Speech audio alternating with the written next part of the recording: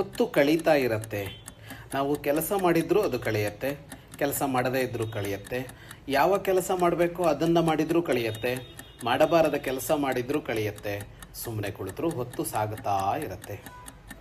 ಇಲ್ಲೊಬ್ಬ ಕವಿ ಹೇಳ್ತಾನೆ, ಯಾಕೆ ವ್ಯರ್ಥ ಮಾಡ್ಕೊಳ್ತಿ ಹೊತ್ತನ್ನು, ಕಾಲವನ್ನು ಯಾಕೆ ದಂಡ ಮಾಡ್ತಿ? ಅದು ಒಮ್ಮೆ ಸರಿದು ಹೋದರೆ ಮತ್ತೆ ಸಿಗಲಾರದಂತಹ ಧನ, ಅದು ಸಂಪತ್ತದು, ಅದನ್ನು ಮತ್ತೆ ಗಳಿಸಿಕೊಳ್ಳೋದಕ್ಕಾಗೋದಿಲ್ಲ. ಹಾಗಾಗಿ ಕಾಲವನ್ನು ಸದ್ವ್ಯಯ ಮಾಡು ಅಂತ ಹೇಳ್ತಾನೆ, ಒಳಿತಿಗೆ ಉಪಯೋಗಿಸು ಅಂತ. ಯಾವುದದು ಒಳಿತು ಅಂತ ಅಂದರೆ, ಹಾಡು ಕೇಳು, ವಿಚಾರಗಳನ್ನು ತಿಳಿದುಕೋ, ಸಂತೋಷ ಪಡು ಬೇರೆಯವರೊಟ್ಟಿಗೆ, ಅದು ಸತ್ಕಾಲವಾಗತ್ತೆ.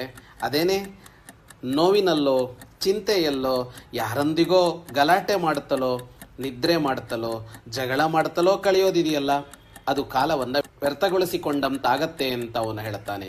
ಗೀತಶಾಸ್ತ್ರ ವಿನೋದೇನ ಕಾಲೋ ಗಚ್ಚತಿ ಧೀಮತಾಂ ವ್ಯಸನೇನ ತು ಮೂರ್ಖಾಣ ನಿದ್ರೆಯ ಕಲಹೇನವ.